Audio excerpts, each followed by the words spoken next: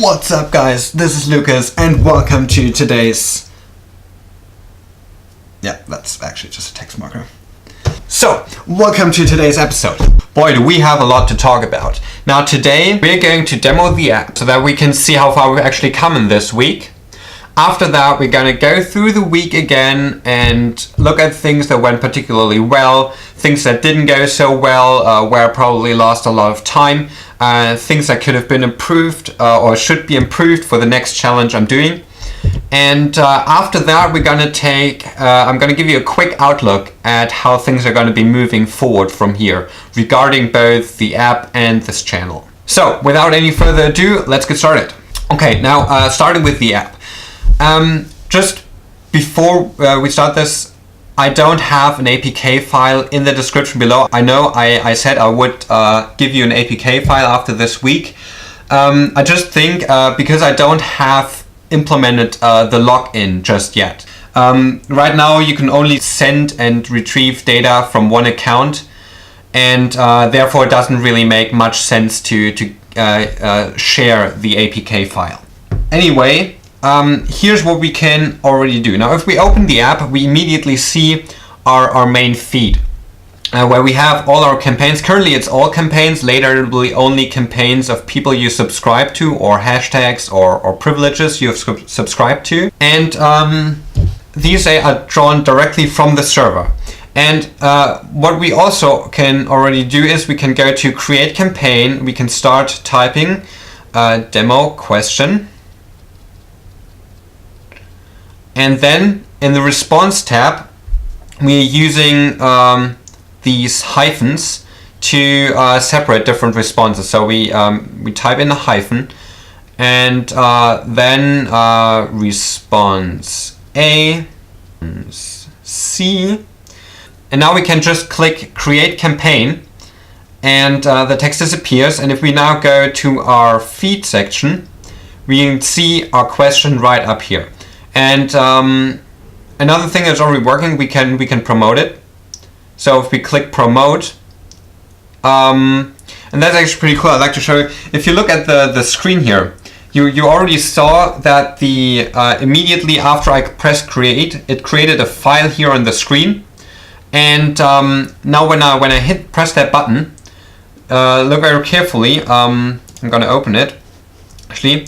And here, the user's ID array, I click promote and it immediately adds my profile ID to it and then outputs the length of that array as the number of promotions this particular post has gotten. And yeah, that's actually pretty cool. Also, those who follow me on Instagram might have seen that I designed a little icon for our app here. It's looking actually kind of cool, I think. And when I'm making changes to the design of the app, I'm definitely going to make it look a little more in the style of the icon. I'm probably going to replace the feed icon with this icon of our app because I like that one much better than this one. Alright, now taking a look back at the week. First of all, I'm actually quite happy with the order we chose to complete each task in. I think it saved me a lot of time throughout the week because I didn't have to do too much restructuring afterwards because I already had the app built in a way so that I didn't have to readjust the layout later. Also, if you're starting with the design, you have a lot of time to think about the way the user is going to interact with your product, and that really helps you to develop the idea. Yeah, definitely start with the design of the app. Now, furthermore, I'm actually really relieved that I managed to learn Flutter in no more than a day. And if you're interested in developing apps, I really recommend you to learn it, because you can develop Android apps and iOS apps and you only have to write the code once and you can learn it in a day. It's really, if you sit down, go through tutorials, make a few practice exercises, it can be done in a day, and after that day you can build your own Android and iOS apps. It's a really, really powerful tool actually. Now, after that, I started actually building the front end, building the app with Flutter. I think this is where I mismanaged my time a little bit. I think I spent way too much time on building, on making the front end look more like my layouts, the layouts I had laid out with the Affinity Designer. And after that, I had essentially just a day or two for the back, and then that was way too short. Since I've never really built a backend like this before, which I didn't really take into account when setting that schedule, I ran into a few errors and it took me forever to fix them, and I lost so much time because of that.